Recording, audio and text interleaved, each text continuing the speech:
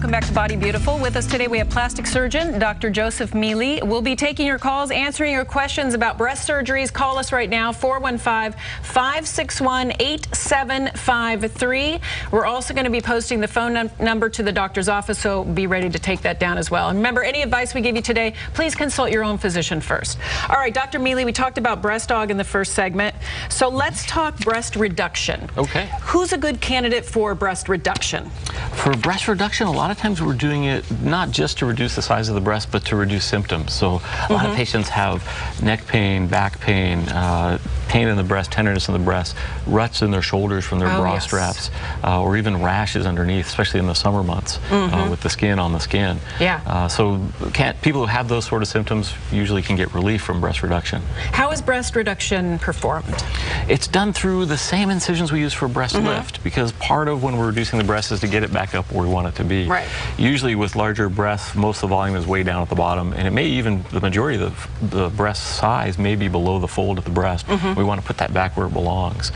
So what we do essentially is an inverted T lift, lift that looks like an upside down capital T, that allows us to bring the breast tissue and the nipple up. Oh, okay. So everything's moved up. Yeah, some people think we take the nipple off, but we leave it attached to the breast underneath and move that up, just like a breast implant, to restore volume higher in the breast. Excess breast is removed from the outer part and some from the inner part in order to bring things up. A lot of women think if they get this done, they may not have nipple sensation anymore, but... No, normally that's preserved. Oh, good. Yeah, the nerve, the blood supply to the nipple comes through that breast tissue, so that's why we preserve the breast tissue.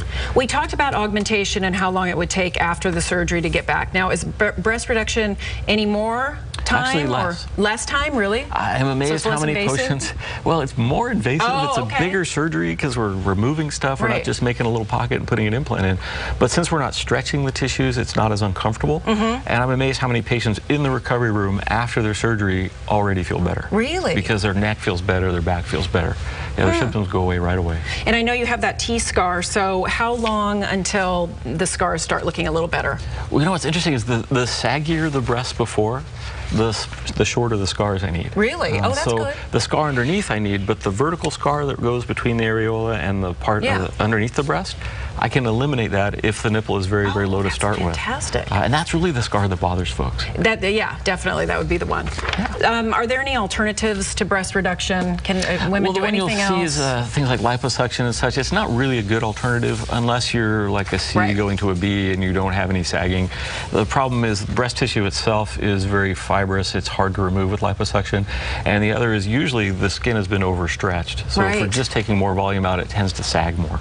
And some women, I think, we're going to see some pictures here soon, but some women it's hereditary where they just, you know, have more saggy breasts and they have done nothing, they have not given birth, jogged or anything, so it's just It just depends on the collagen in the skin and the elastic fibers, and we're all programmed however we're programmed. Absolutely. Let's see some before and after reduction pictures here. Sure. Take our first one, there you go.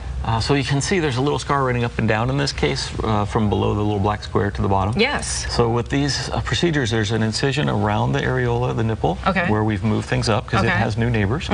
There's an incision that runs down, and usually that's because that's where the nipple used to be. And then there's one that runs underneath the breast, which hides very well in that fold. Yeah, that doesn't look bad at all. And it's hard to tell here, but the whole breast, the bottom of the breast has been moved up quite a bit. And it seems like it's gotten fuller at the top, so you restore some fullness also. We definitely want to try and restore fullness at the top. In some cases, when there's really nothing at the top, we'll use a small implant in order to add volume. So you can put implants in with this. Which seems backwards when we're reducing the breast. But sometimes for the shape, it works very well. What about this? Same idea here. So we've lifted everything up, reduced the size of the breast, but kept the shape, kept it perky, so that it gives projection. The nipple's been moved up now to the front part of the breast also. So if a woman's going to lose a lot of tissue, she may want to put an implant in when she gets a reduction. Sometimes, but usually there's enough breast tissue that we can use what's there. It's the upper pole that's the hardest part. All right, there's our last picture. Yes, so here's another example. So very long breasts. Yes. And if you look above on the upper part of the breast, There is no breast tissue there. Yes.